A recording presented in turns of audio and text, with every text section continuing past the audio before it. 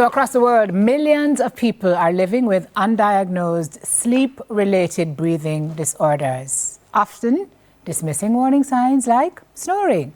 We've got dentist and fellow in dental sleep medicine, Dr. Dawn Lawson-Myers, here to tell us more. Good morning. Thank you for being here. Good morning. Tell me about your fellowship. Okay, so fellowship is similar to a master's. So it's not quite one of the dental specialties, but I did training to learn how to identify sleep disordered breathing and how to help to manage it. Okay. Okay. We're talking now about apnea, sleep apnea, which is a very, very dangerous illness, no? And common. And common. How common is it, Doc? How many of us in here? About 5? About 6 now. 7, maybe. Maybe 2 or 3 of us. No. Yes. Almost half of us in here? Yes. But we don't know. Well, we don't think snoring is an issue. It's a nonsense thing to hear, but it's not considered, oh my God, I need to get this addressed. Yeah. Babies snore, old people snore, everybody in between snores. Me don't snore. But how do you know that you are not just snoring, but it's apnea? Is it chronic? So let's talk about what snoring actually is. Yes, please. And what causes it? To take vacation and you're on the beach and you hear the breeze, it sounds, wow, very tranquil and serene. But if you took that same volume of breeze and put it in a tunnel, it would sound, ooh, very loud. So when you have a constricted space that you're trying to push through air, you're going to hear a sound. If the back of your throat isn't as open as it should be, and the tissue back there is moving and vibrating, it's going to sound like what we call snoring. Now, different volumes of snoring. Some people, you can hardly even hear them snoring. Others will be evicted. Yes. Not just in the house, people on the street can't sleep when you've gone to sleep. Yeah. And it sounds like an exaggeration, but I've been in an apartment complex and what is that sound? Realizing. You heard from next door?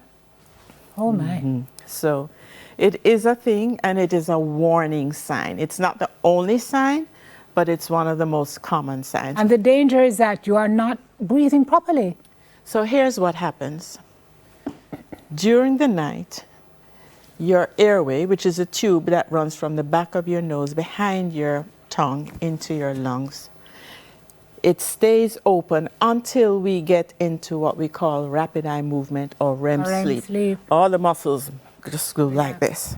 Now, that tube does not have any skeletal or bony support.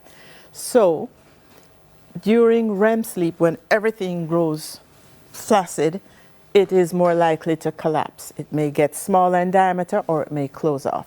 If it gets smaller in diameter, we say it is a hypopnea. If it closes off all the way, it is an apneic or an apnea. Okay, an apneic event means that airway closes off all the way. There's no oxygen passing into your body. That can kill you there, Doc. Many people who you think die in their sleep, or they say they had a heart attack in their sleep, it's usually due to an apneic event. And because you're not conscious, you're not aware of what's happening. So let me flip it. You have a bed partner and they hear you snoring all the time and they are dead in sleep. And then it goes quiet. They're going to wake up and because something is different. And that silence is the body not breathing. I know somebody who has apnea and somebody who had apnea. If you track your sleep, your watch can tell you, right? Certain watches will tell you. But you cannot breathe for up to a minute at a time. So when you get tested, and who does the testing? The pulmonologist, the medical professional who has specialized in breathing, lungs and airway. We will know how many times during the night your airway closed off and for how long, or how many times during the night your airway reduced in size, the hypopneic event occurred. And that will allow us to determine if it's a mild, moderate, or severe situation. I want to talk to you about treatment, but first let's talk about what the risks of this are. I mean, I've read it can cause dementia, I've read it causes heart issues. What are some of the things that apnea can lead you to if it goes untreated? You can live without food, you can live without water, but you air. cannot live without oxygen. And limited or removal of oxygen consistently is going to affect the whole body. So if a patient comes to me and their blood pressure is not controlled, they're on 2, 3, 4 medications still not controlled, red flag. There may be an apnea situation consistently. It affects your blood sugar because it affects your metabolism of the body, right? Because it's intermittent breaks in the oxygen level, fractured sleep. It's not a good sign. If your brain is not properly oxygenated consistently, it's going to break down. Dementia, right? Oh my God. So there are many things that happen beyond the mouth or the nose when you have So I'm coming to you if I feel apnea. tired. My sleep is terrible. I'm tired all the time. Am I getting headaches too, Doc? Sometimes you have morning headaches. Sometimes you have daytime sleepiness. Sometimes you have brain fog. Well, you're looking at the paper and you're seeing the words, but you just can't focus. You know what I mean? And sometimes you are sitting up like this, and in the next minute you are asleep and you don't know when it happened. Well, I will tell you. Even at the wheel. Years ago, I had a friend. Well, I still have a friend, but we used to interact more. And he would sit down at a drop of a hat. He'd be out. Don't know. Right? We make fun about the grandparent or after they eat, they're gone. That's not that you don't naturally feel sleepy after you've eaten, but if you are consistently unable to stay awake, watching TV, having a conversation, or just sitting down, it is a red flag. How do we treat, Doc? CPAP So machines? there are reversible options. There is something known as a CPAP, continuous positive air pressure machine, and it fits over your nose or your nose and mouth, and what it does is it gently flows oxygen down that tube. The pressure keeps the walls apart so you continue to breathe.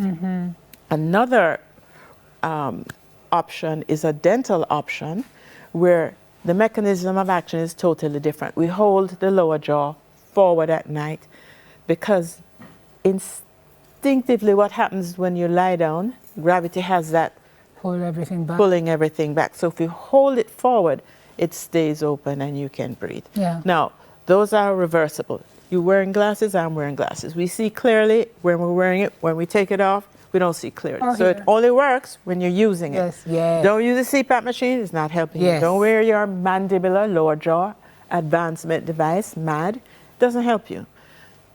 There are other options that are not reversible. Surgery, soft tissue surgery, or surgery that actually can lift your head forward from this vertebrae so that airway, that tube, is opened.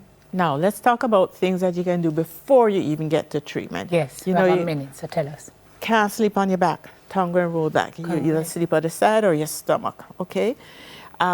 Most people, they'll say they sleep well on the couch and the minute they're going to bed, because on the couch, your head couch. When you're going to the bed and you put your head flat, different story. So if you are suspecting, go and get it checked out, because the symptoms are not, oh my gosh, I have this headache, I have to get it. They're just little nuisance things that by themselves you don't think much. But when you begin to join the dots, big picture. So if you have a partner who wants to put you out of the house because they say snoring is awful and it's getting on their nerves, they really can't help it. They have sleep apnea. And so, and oftentimes your partner does not know that they're snoring. Most times they don't. So you have to tell them and then nudge them to go and get a test. It's very important what Doc said. Very. You hear the eventualities, dimension. Nothing works properly without air, as Doc said. Correct. Cannot. All right. Where do we find you, Doc, if someone wants to come and get tested? So I would identify and refer the patient to the pulmonologist. When I get the results back, then I can move forward. I'm Ligony Family Dental Center in the Seymour Park Office Complex on Old Hope Road, opposite Latham Avenue Kids Clinic. Thank you so much. You're welcome. Tell you something. Some of the things happening to us and we just don't know. The more you know, right? The more you know. So thank you for helping us know. You're welcome. Dentist and fellow in dental sleep medicine, Dr.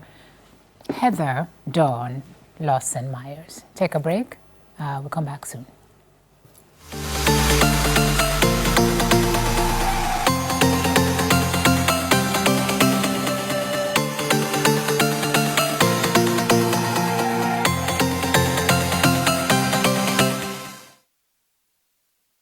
Coming up next, Mellybees Accessories. We'll be right back.